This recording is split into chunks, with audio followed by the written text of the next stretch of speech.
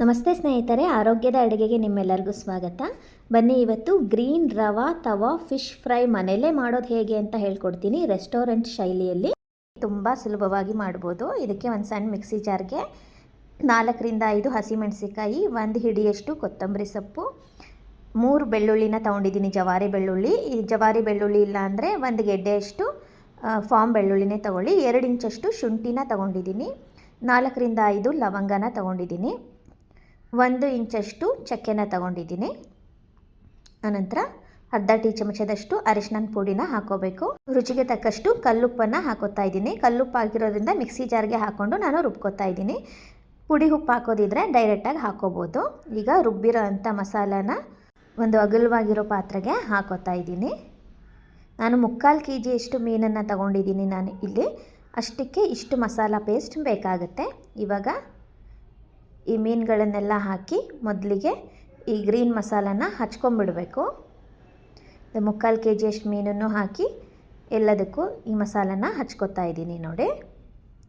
ಆನಂತರ ಇದಕ್ಕೆ ಒಂದು 5ರಿಂದ 6 ಟೀ ಚಮಚದಷ್ಟು ಅಕ್ಕಿ ಹಿಟ್ಟನ್ನು ಹಾಕೋತಾ ಇದ್ದೀನಿ. ಆನಂತರ ಮೈದಾ ಹಿಟ್ಟನ್ನು ಹಾಕೋತಾ ಇದ್ದೀನಿ. 1 ಟೀ ಚಮಚ ಸಾಕು ಮೈದಾ ಹಿಟ್ಟು. ಅರ್ಧ ನಿಂಬೆ ಹಣ್ಣನ್ನು ಹಿಂಡ್ಕೋತಾ ಇದ್ದೀನಿ, ದೊಡ್ಡ ಗಾತ್ರದ್ದು. ಅರ್ಧ ನಿಂಬು ಪೂರ್ತಿ ಬೇಕಾಗುತ್ತೆ. ಆನಂತರ ಇದನ್ನೆಲ್ಲ ಪೂರ್ತಿಯಾಗಿ ಇವಾಗ ಚೆನ್ನಾಗಿ ಕಲಿಸ್ಕೋಬೇಕು. ಹಿಟ್ಟು ಇದನ್ನು ಎಲ್ಲವನ್ನು ಎಲ್ಲ ಕಡೆ ಹತ್ಕೊಳ್ಳೋ ಥರ ಇದನ್ನು ಕಲಸಿ ಒಂದು ಅರ್ಧ ಗಂಟೆ ಆದರೂ ಇಡಬೇಕು. ನಾನು ಮಧ್ಯಾಹ್ನ ಕಲಸಿ ರಾತ್ರಿ ಮಾಡ್ತಾಯಿದ್ದೀನಿ.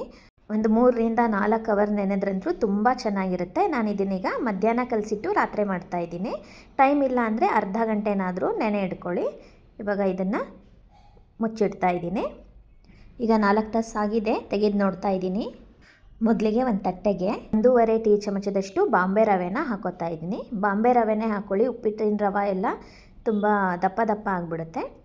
ಅದಕ್ಕೆ 3 ಟೀ ಚಮಚದಷ್ಟು ಅಕ್ಕಿ ಹಿಟ್ಟನ್ನು ಹಾಕೋತಾ ಇದ್ದೀನಿ. 1 ಅಳತೆ ಅದಿದ್ರೆ 3 ಅಳತೆ ಅಕ್ಕಿ ಹಿಟ್ಟಿರಬೇಕು. ಇದನ್ನು ಪೂರ್ತಿಯಾಗಿ ಮಿಕ್ಸ್ ಮಾಡ್ಕೋತಾ ಇದ್ದೀನಿ. ಇವಾಗ ನೆನೆಸಿಟ್ಟಿದ್ವಲ್ಲ ಆ ಮೀನನ್ನು ಕೂಡ ತಟ್ಟೆ ತೆಗೆದು ಇವಾಗ ಪೂರ್ತಿಯಾಗಿ ಇನ್ನೊಂದು ಸಾರಿ ಎಲ್ಲ ಕಡೆ ಕಲಿಸ್ಕೊಳ್ಳಿ ಚೆನ್ನಾಗಿ. ಮಸಾಲೆ ಎಲ್ಲ ನೋಡಿ ಚೆನ್ನಾಗಿ ಹತ್ಕೊಂಡಿದೆ. ಇವಾಗ ಇದನ್ನು ರವೆ ಮತ್ತು ಅಕ್ಕಿ ಹಿಟ್ಟು ಮಿಕ್ಸ್ ಮಾಡಿಟ್ಟಿದ್ವಲ್ಲ ಅದರಲ್ಲಿ ತೆಳ್ಳಗೆ ಲೇಯರ್ ಬರೋ ಥರ ಹಚ್ಚಿ ಇಟ್ಕೋಬೇಕು. ಜಾಸ್ತಿ ದಪ್ಪನಾಗಿ ಹಚ್ಕೋಬೇಡಿ. ಎಲ್ಲ ಮೀನನ್ನು ಇದೇ ಥರ ಹಚ್ಕೊಂಡು ರೆಡಿ ಮಾಡಿ ಇಟ್ಕೋಬೇಕು. ಅನಂತರ ಒಂದು ತವಾನ ಇಟ್ಕೋತಾ ಇದ್ದೀನಿ. ಅದಕ್ಕೆ 5ರಿಂದ 6 ಟೀ ಚಮಚದಷ್ಟು ಎಣ್ಣೆನ ಹಾಕೋತಾ ಇದ್ದೀನಿ. ಮೊದಲಿಗೆ ಇಲ್ಲಿ ನಾನು 2 ಪೀಸ್ ಮಾತ್ರ ಹಾಕೋತಾ ಇದ್ದೀನಿ. ಉದ್ದುದ್ದ ಇರೋದ್ರಿಂದ 2 ಹಾಕೋತಾ ಇದ್ದೀನಿ. ಯಾವ ಫಿಶ್ ಇರಲಿ ಈ ಥರ ಮಸಾಲೆ ಹಾಕಿ ಫ್ರೈ ಮಾಡಿ ತುಂಬ ಚೆನ್ನಾಗಿ ಬರುತ್ತೆ. ನೀವು ರೆಸ್ಟೋರೆಂಟಲ್ಲಿ ಹೋಟೆಲಲ್ಲಿ ತಿಂತೀರಲ್ಲ ಅದಕ್ಕಿಂತ ರುಚಿಯಾಗಿ ಬರುತ್ತೆ ಮನೇಲಿ ಮಾಡೋದು.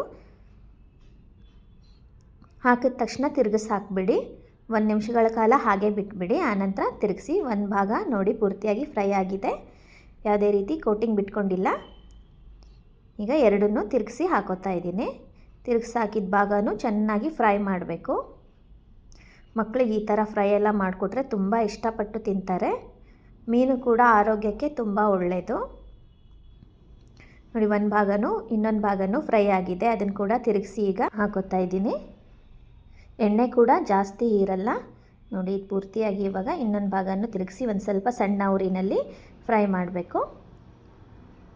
ಪೂರ್ತಿ ಮೀನು ಫ್ರೈ ಆಗೋವರೆಗೂ ಸಣ್ಣ ಉರಿನೇ ಇಟ್ಕೊಳ್ಳಿ, ಜಾಸ್ತಿ ಉರಿ ಇಟ್ಕೋಬಾರ್ದು.